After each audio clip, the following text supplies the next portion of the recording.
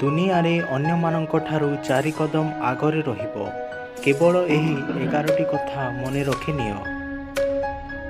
सही समय रे अड़ी रुह जेतेबेले अन्य माने समस्ते हार मानि जाउथिबे, कारण एथिरे निज कैपेसिटी जानि पारिबो, तापरे जितिबा सहज होई जिवो।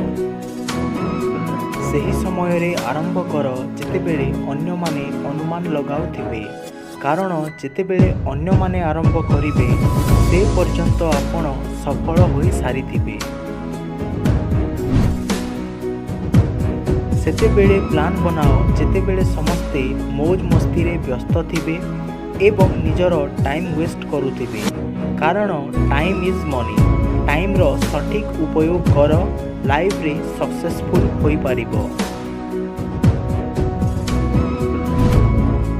सेतेबेले काम कर जेतेबेले अन्य माने स्वप्न देखुथिबे। सेतेबेले पढ़ जेतेबेले समस्ते सोईथिबे, कारण सही समय रे केही डिस्टर्ब करि पारिबे नाही। सही समय रे स्माइल कर जेतेबेले समस्ते झाउली पड़िथिबे, कारण आपणकर स्माइल रे अन्य माने मध्य खुशी अनुभव करिवे।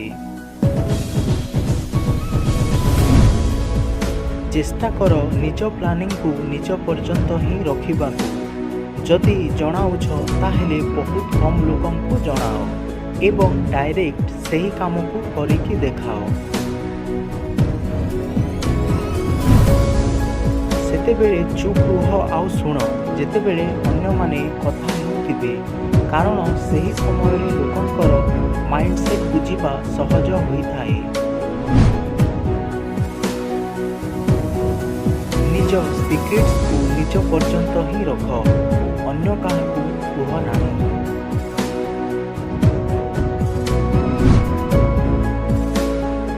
मिस्टेक्स रु सीख आउ आगकू बढ़।